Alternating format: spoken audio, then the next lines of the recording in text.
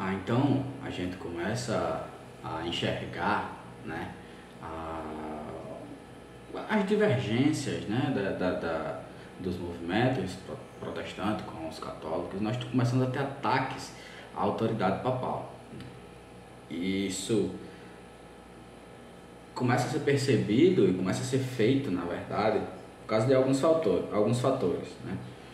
As vendas de indulgências que foram iniciadas durante as cruzadas permaneceram como fonte estimada de renda papal. Então, antes era feita com o intuito de financiar as cruzadas, mas depois que as cruzadas acabaram, o Papa continuou, o papado, no caso a Igreja continuou, a Igreja Católica continuou fazendo a venda de indulgências exatamente para continuar com a renda papal, né?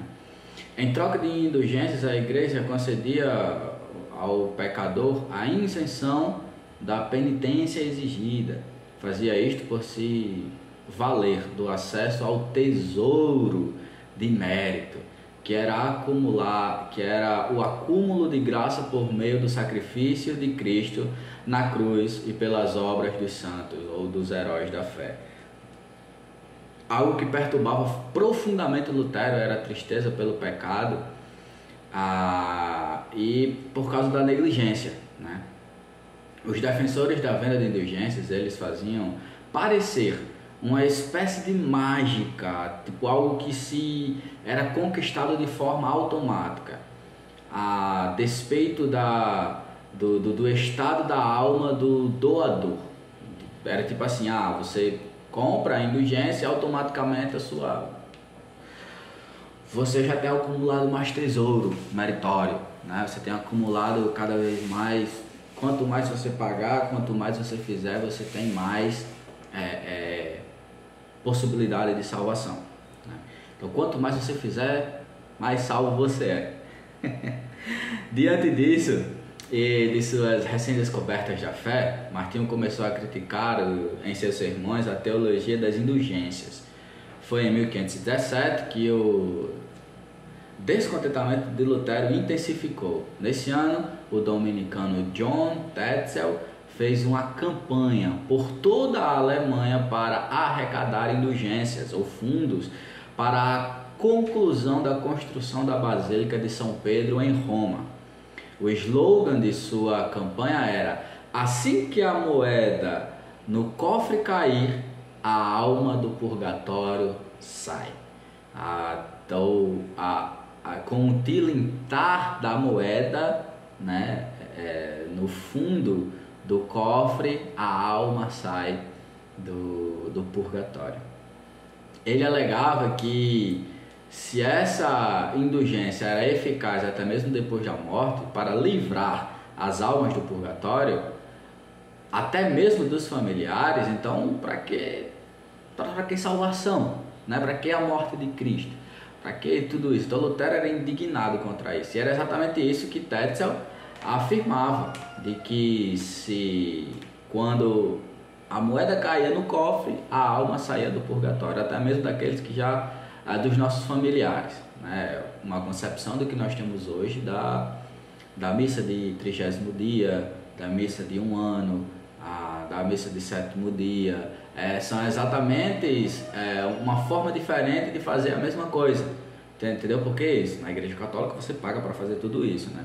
Então, você paga para ter um funeral, você paga para fazer um casamento, você paga 37 dias depois, 30 dias depois, 1 ano depois, para poder rezar pela alma dessa pessoa que está no purgatório. Na concepção de Lutero, a pregação de Tetzel era uma mateologia ou algo pior. Esse foi o estopim para Martinho. Com isso, ele elaborou 95 teses para um debate teológico. No dia 31 de outubro de 1517, ele afixou na porta do castelo de Wittenberg, não para que todos vissem, mas porque essa era a forma, um costume universitário de buscar um debate acadêmico. E a centelha que inflamou a reforma, entre outras coisas, foi a alegação contra a indulgência. de que podem remover a culpa e contra a falsa sensação de segurança que induzia aos doadores que se aplicavam ao purgatório. Então olha só que interessante. As 95 teses, quando Martinho pregou nas portas de Wittenberg, não é que aquilo fosse surtir um efeito absurdo, meu Deus do céu, então aquilo ali foi uma forma de protesto. Não, aquilo ali era um costume. Quando queria se debater um tema universitário academicamente, se era pregado na porta a tese sobre esse tema, né, o pensamento sobre esse tema, e quem, né, quisesse debater, então iria se marcar o debate para que isso pudesse acontecer. Então, as 95 teses de Martinho foi exatamente com esse intuito, e é daí que nós percebemos que a ideia de Martinho Lutero não era criar uma nova religião, mas sim reformar a igreja, porque se ele quisesse criar outra religião, nós podemos simplesmente dizer assim, não, cara, é só deixar de ser padre, é só deixar de ser monge, entende? Assim como é feito hoje, sabe? Não gostei daquela igreja, o pastor não me deu boa noite quando terminou o culto, então vou sair daqui, vou me fazer pastor e vou criar outra igreja. Isso está muito comum nos nossos dias atuais. Mas Martinho Lutero, a ideia dele era reformar a própria igreja, certo? E afixar as 95 teses era um pronunciamento, era uma forma de chamar ao debate sobre aqueles temas. Não demorou muito para os dominicanos alemães denunciarem Lutero a Roma por pregar doutrinas perigosas. Uma série de respostas foi elaborada por um teólogo do Vaticano para argumentar contra as 95 teses de Lutero, como também afirmar que quem criticasse a indulgência era culpado de heresia, mas Lutero estava disposto a aceitar o veredito e ainda assim instituiu que apresentassem provas bíblicas de que ele estava errado, e também questionou a autoridade papal e o purgatório. Em um debate com John Eck em Leipzig, no ano de 1519, que durou 18 dias, Lutero falou: o concílio, às vezes, pode errar. Nem a igreja, nem o Papa podem estabelecer artigos de fé, os quais devem provir das Escrituras. Com isso, Lutero passou a ter a convicção de que a salvação é pela fé em Cristo Jesus.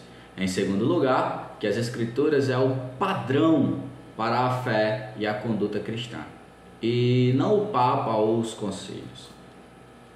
John Eck não deixou de notar a semelhança entre Martinho Lutero e John Hus, e depois do debate de Leipzig, fez com que Roma declarasse Lutero como herege. É interessante que John Hus, 100 anos antes, ou no caso 100 anos antes, um século antes da chegada do nascimento de Lutero, John Hus tinha profetizado um cisne que iria libertar o povo. E esse cisne chegou exatamente e ele disse que no próximo século, 100 anos à frente, chegará um cisne que esse cisne é exatamente Martinho Lutero, entende? Mas ele chegou 99 anos depois, quase John Hus acerta o ano, mas foi exatamente isso. Mas isso não intimidou Lutero e decidiu apresentar diante seu caso, decidiu apresentar o seu caso diante do povo alemão, em uma série de folhetos.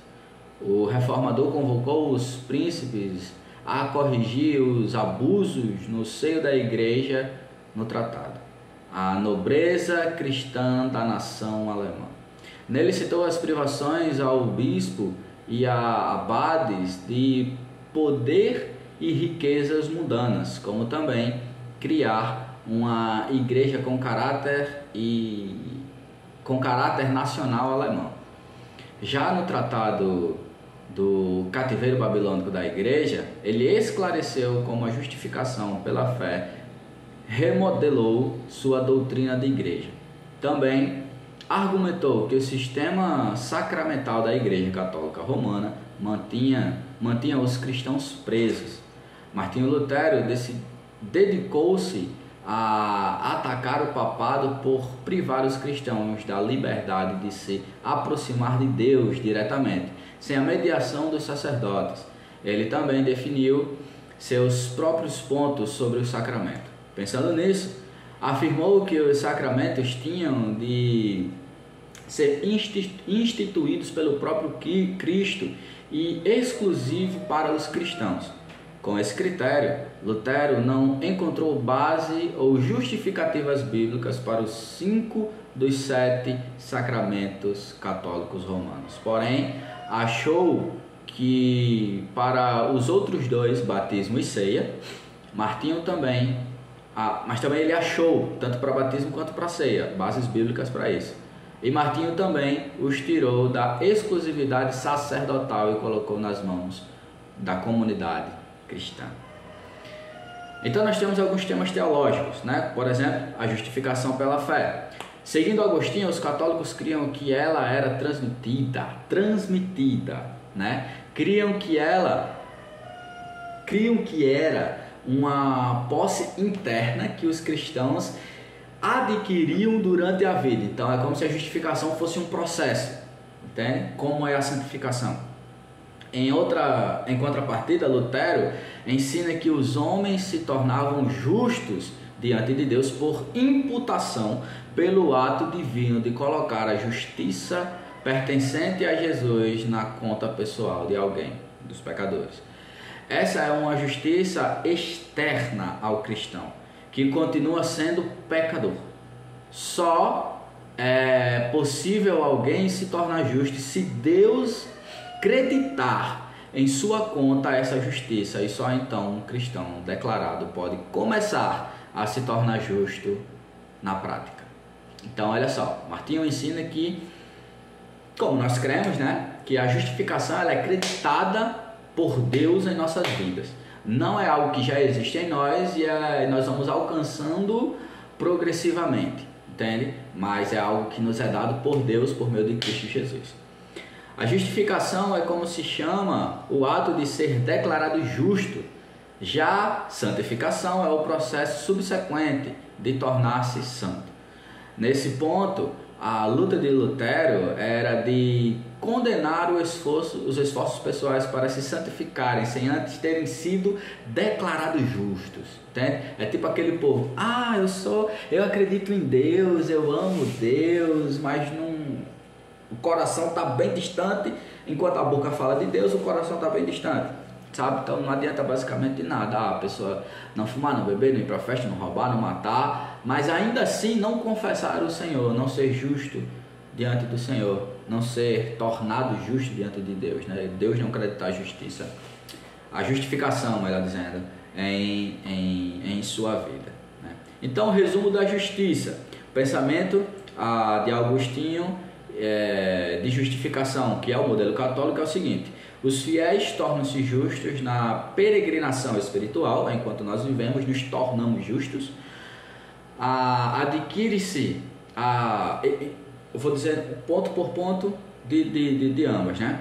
Agostinho e os católicos acreditam que vai se tornando justo durante a vida. Lutero e a doutrina protestante crê que os cristãos são declarados justos e só então progridem na prática da santificação, né? Outro ponto é que os cristãos adquirem-se a justiça por meio de um processo. A justificação é recebida por um ato, né? Para o protestantismo, a justificação é recebida por um ato. Para quem é católico, a justificação ela é recebida por um processo. Para o católico, a justificação ela é transmitida, né? Para o protestantismo, no caso do Lutero, a justificação ela é imputada, ela é dada, ela é colocada, né? Para o catolicismo, é um estado interno que é implantado ou infundido na pessoa, faz parte da pessoa. Para o protestantismo e para Lutero, a justiça é externa aos cristãos, então ela é dada por Deus de forma externa e colocada internamente. E o último tópico aqui, para os católicos, a justificação e a santificação são uma unidade, são a mesma coisa. Para o protestantismo, a justificação e a santificação são radicalmente diferentes, mesmo que andem juntas, certo? Ou devem andar juntas. O herege fora da lei também era como Martinho Lutero era conhecido. Em 1520, o Papa Leão X emitiu a bula condenando Martinho Lutero, ele dando 60 dias para deixar a heresia. Mas a fogueira em Wittenberg deixou bem clara a posição de Lutero. E sua posição teve como consequência sua excomunhão, né? E ele foi expulso da igreja, né? Mas vamos ver um pouco sobre a influência de Martinho Lutero, né? Na conferência da cúpula dos líderes da Reforma em 1530, se reuniu em Augsburg para elaborar uma declaração de fé. E nesse momento a liderança já havia começado a sair das mãos de Lutero. Por ser um fora da lei, Martinho foi impedido de estar nessa reunião. A tarefa de apresentar o luteranismo foi atribuída ao professor de grego de Wittenberg, Philipp Melanchthon.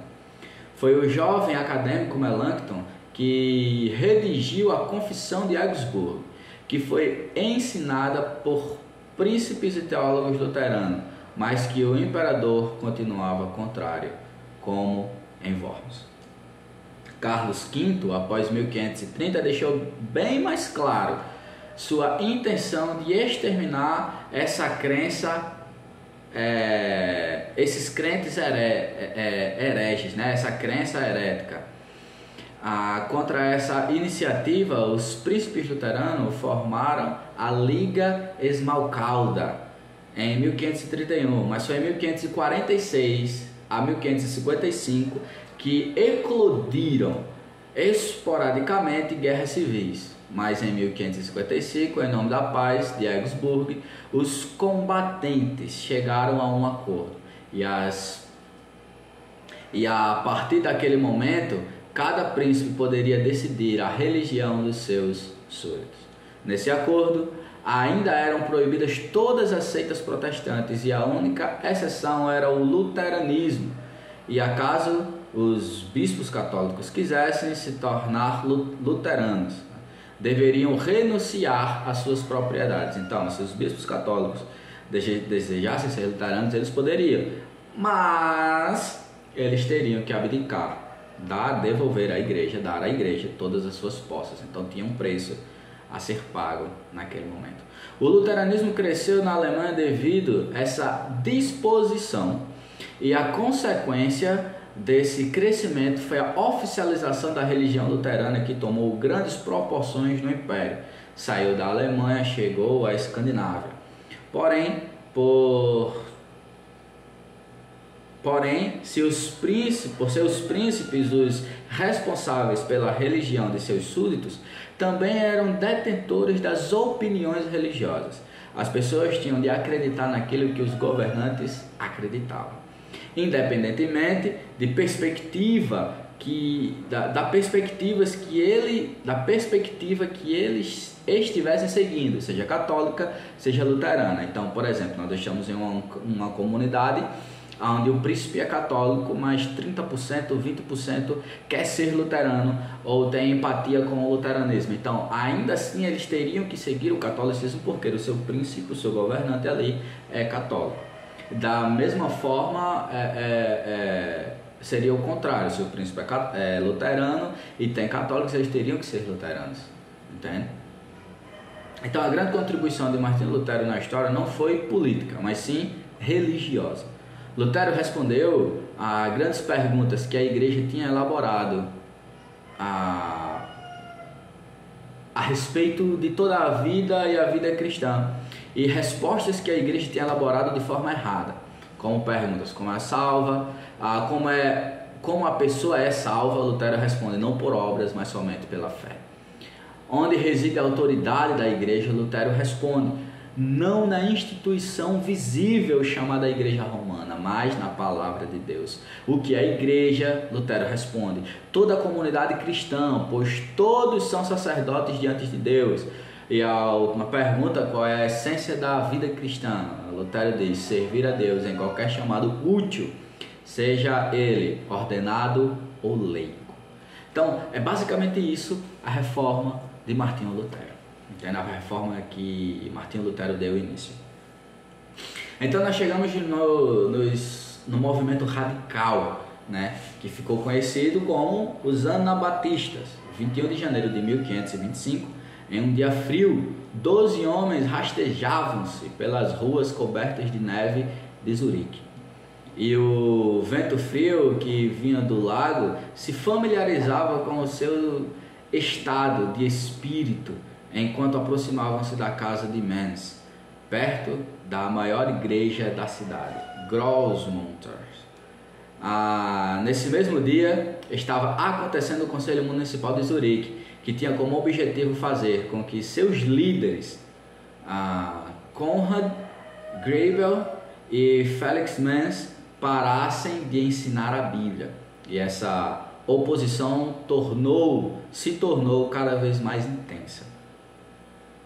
4 dias antes do Conselho Municipal, eles haviam admoestado os pais a batizarem suas crianças, infantes, a não batizarem, no caso, os seus bebês, né, com até 8 dias de nascimento. E se não o fizessem, seriam banidos do território. Então, a igreja fez isso, a igreja católica fez isso, né? Com isso, os irmãos combinaram de se reunir na casa de Mens para decidirem o que faria. Nessa reunião compartilharam os rumores e as informações que tinham logo depois rogaram em oração ao Senhor que lhe dessem direção e os capacitassem, mas principalmente para que Deus fizesse sua vontade. Depois desse momento, de oração, tomaram uma das decisões e ações mais decisivas da história do cristianismo. O ex-sacerdote George Blaurock foi até Konrad Grebel e pediu-lhe que fosse batizado à moda apostólica, mediante a confissão de fé em Cristo Jesus. Logo depois de ser batizado, Blaurock batizou do mesmo jeito os demais. Assim nasceu os Anabatistas, uma expressão importante da Reforma Protestante. Hoje, os Anabatistas, os descendentes diretos dos Anabatistas são os Menonitas e os Uretitas, homens e mulheres do campo, bárbaros, né? Barbados no caso, e casados com mulheres com lenço na cabeça, conduzindo cavalos e carroças pelo interior da Pensilvânia ou de Iowa. É interessante isso, que os menonitas eles vivem da mesma forma até hoje, certo? Eles só podem casar com quem é da religião deles, com quem é do povo deles. Eles são avessos à tecnologia. Eles vivem da terra, do campo, sem absolutamente quase nenhum tipo de tecnologia.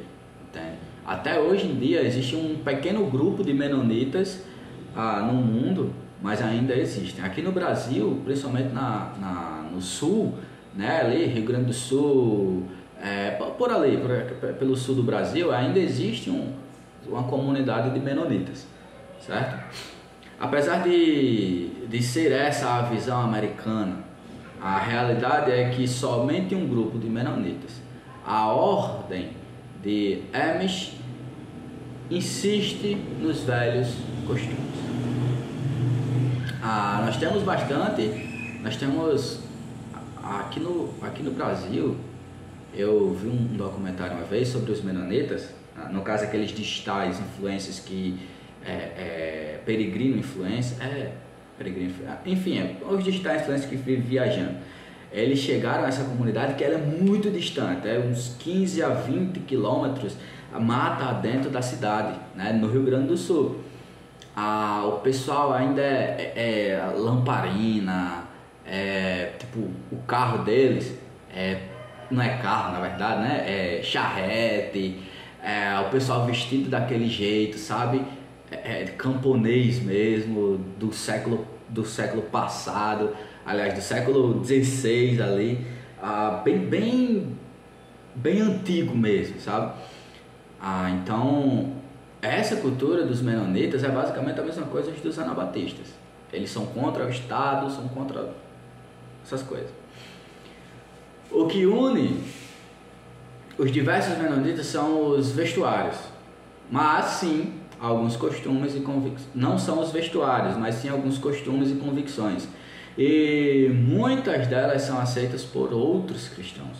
Hoje, os parentes distantes dos anabatistas incluem os Quakers e os batistas. Os batistas, assim, nem tanto. Acho que ao que se parece mais, aliás, os únicos 2 pontos que nós temos em comum com os anabatistas são o credo ao batismo e a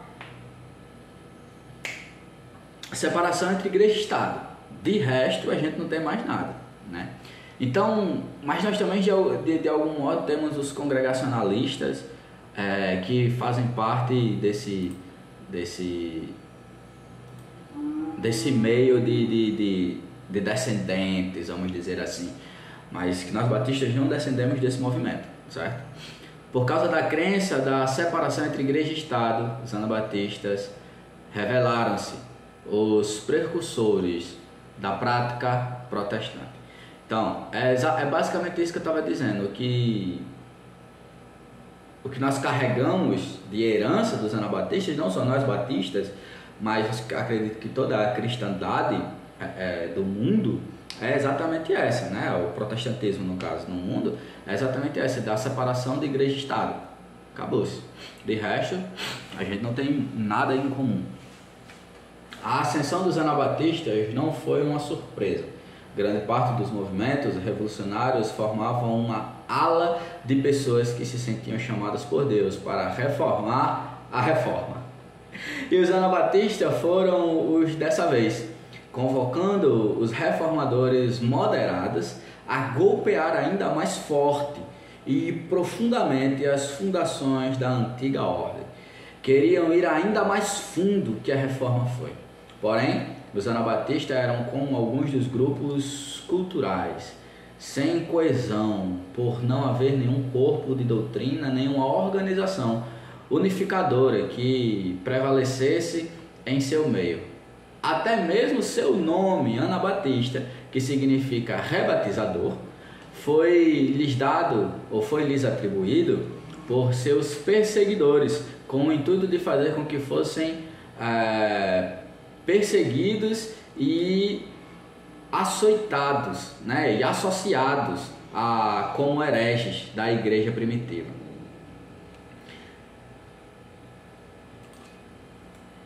Então, os anabatistas receberam esse nome para que fossem perseguidos, para que simplesmente o povo continuasse correndo atrás deles, assim como correram atrás das pessoas antes deles, né? Apesar de serem conhecidos como os rebatizadores, eles mesmos não viam dessa forma, não consideravam um rebatismo, pelo fato de desconsiderarem o pedobatismo que havia sido submetido enquanto infantes, enquanto crianças. Por conta disso, eles preferiam que fossem chamados de batistas, né? A grande questão não era inteiramente nem completamente sobre batismo, mas fundamentalmente sobre a natureza da igreja e sua relação com o Estado e governo civil. Então, os batistas não consideravam um rebatismo, mas eles consideravam que eles estavam batizando de verdade aqueles que creem, porque eles criam no credobatismo, tinha que ser no modelo dos apóstolos, por meio da confissão de fé.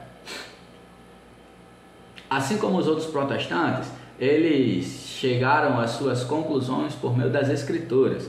Lutero acreditava e ensinava que todos deviam ter acesso às escrituras. Por conta dele, todos obtiveram acesso às escrituras, inclusive os anabatistas. Com isso, Esse pequeno grupo, os anabatistas, dedicaram-se ao estudo das Escrituras e descobriram um mundo diferente nas páginas do Novo Testamento. Nelas não encontraram alianças entre igreja e Estado. Descobriram também que a igreja primitiva era composta por fiéis comprometidos, homens e mulheres que, por livre e espontânea vontade, decidiram seguir Jesus. Não eram tipo, você nasceu no Estado, você já é católico, você já é protestante. Não. Você nasceu aqui, você já é. Você decide, né? Você é alcançado por Cristo e então você decide acompanhar, você decide crer nele. A ideia é que para o século XVI era algo revolucionário, né? A pessoa ter liberdade para poder decidir sobre a fé. Movidos pela vontade de mudar tudo isso, os anabatistas ensinavam a restituição do cristianismo apostólico, um retorno à igreja composta por fiéis verdadeiros.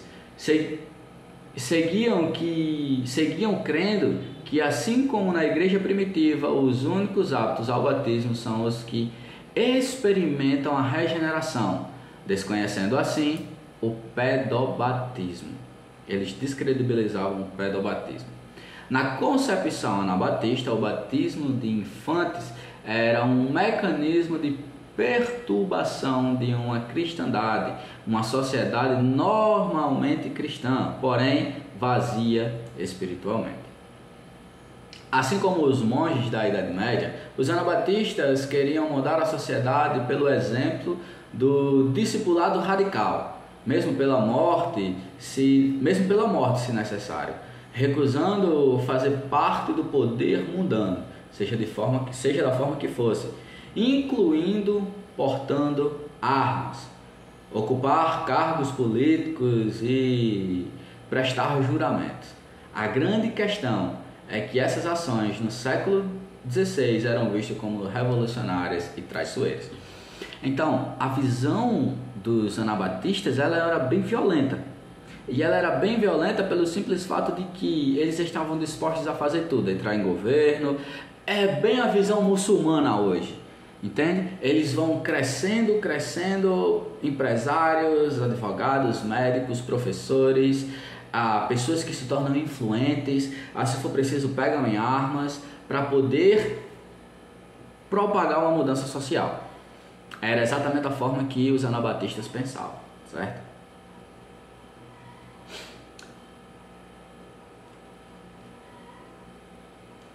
Aí,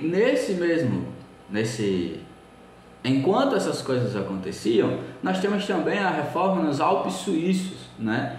Eurico Zwinglio, ele liderou a reforma em Zurique e foi apoiado inicialmente por Conrad Grebel e Felix Menz.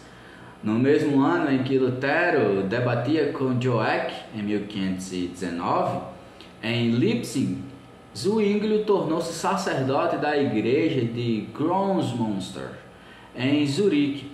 Sua reforma não foi pregando teses em portas, mas sim ensinando as verdades bíblicas em seus sermões de púlpito. Zwinglio, influenciado por Erasmo, passou a reverenciar a linguagem e mensagens do Novo Testamento, e suas mensagens criavam muita comoção na cidade. Era tão comovente que um jovem chamado Thomas Plant disse que seus sermões sentiam como se Zwinglio estivesse puxando pelos cabelos dele, né? Esse reformador era tão rigorosamente fiel às Escrituras que, enquanto Lutero permitia tudo que a Bíblia não proibia, Zwinglio rejeitava tudo que a Bíblia não prescrevia. Então Lutero dizia assim: olha, a Bíblia não diz que você não pode, andar de bicicleta. Zwinglio dizia: já que a Bíblia diz, então Lutero dizia isso, então você pode andar, né? Já Zwinglio dizia: já que a Bíblia diz que já que a Bíblia não diz, né, que você pode andar de bicicleta e que você não pode, então você não pode andar de bicicleta porque a Bíblia não prescreve isso. Não, ele era muito radical nesse aspecto, tinha uma interpretação diferente da de Lutero. A reforma em Zurique foi tentando remover os símbolos mais tradicionais da Igreja Romana, estátuas, velas, músicas, imagens, né? Mais tarde na Inglaterra isso ficou conhecido como puritanismo. Seguindo o exemplo do reformador Zwinglio, Granville e Mans, ambos educados em seus estudos bíblicos, perceberam as diferenças óbvias entre a igreja apostólica e a igreja daquela época.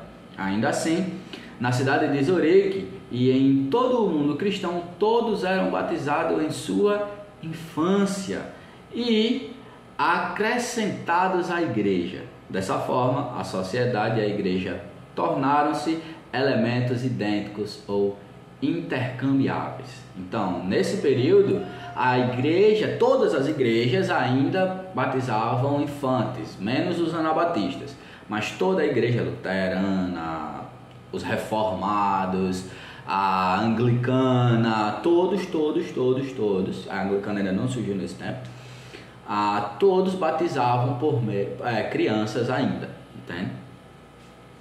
A igreja se tornou a igreja de toda uma...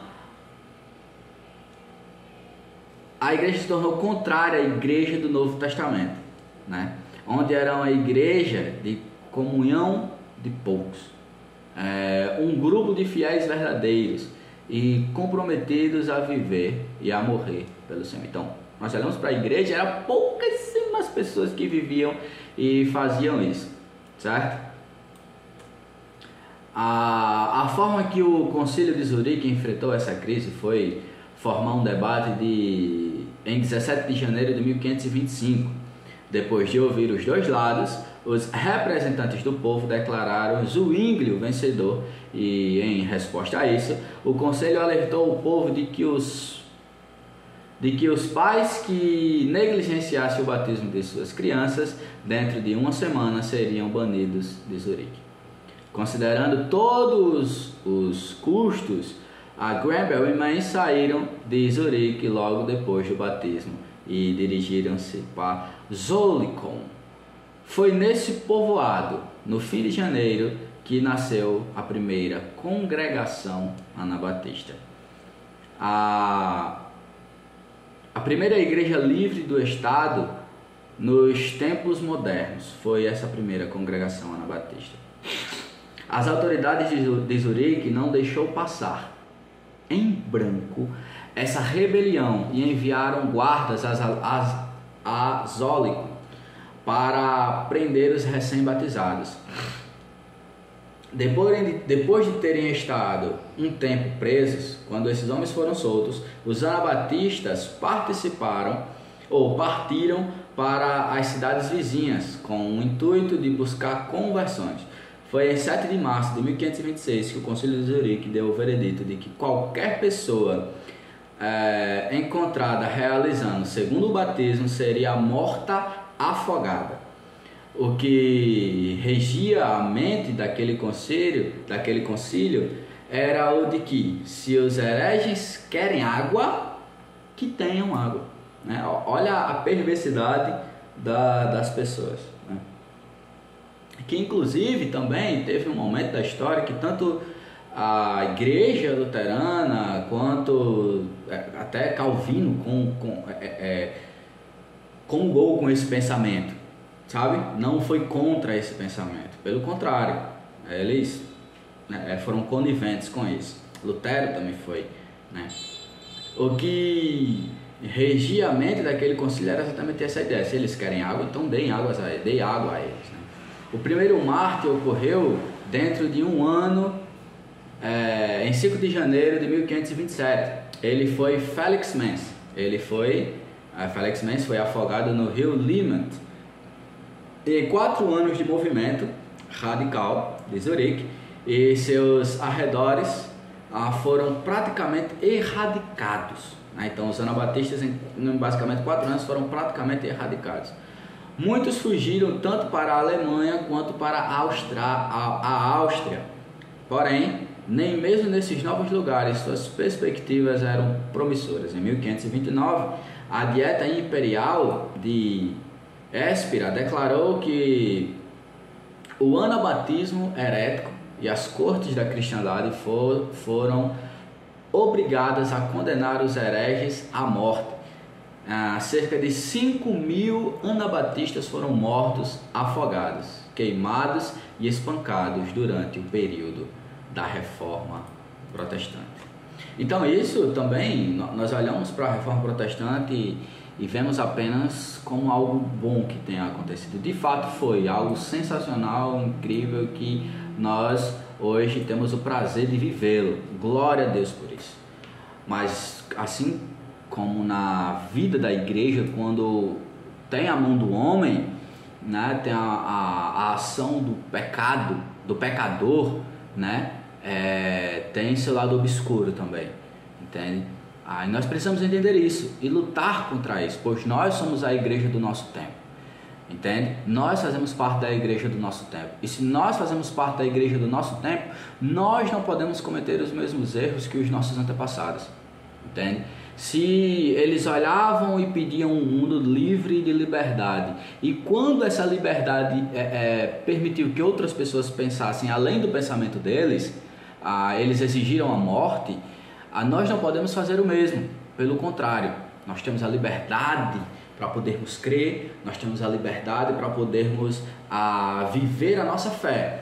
Glória a Deus por isso. Então que nós façamos isso por nós e também por outras pessoas, até mesmo por aquelas pessoas que discordam da nossa fé. Ela tem o direito de discordar da minha fé, de discordar de mim. Que a gente não seja as pessoas que lutam com os outros com as nossas próprias mãos, mas que quando aparecer os movimentos contrários às escrituras sagradas, que a gente lute com a própria escritura sagrada, para que nós possamos mostrar, não por força nem por violência, mas que nós possamos mostrar que essas pessoas têm a concepção errada do que de fato é o Evangelho. Então precisamos fixar a nossa mente nas escrituras sagradas, porque as pessoas são convencidas não por palavras bonitas ou por eloquência, mas sim são convencidas pelo Espírito da verdade, pelo Espírito Santo. É Ele que conduz as pessoas ao arrependimento. Então, Deus abençoe vocês e até a próxima aula.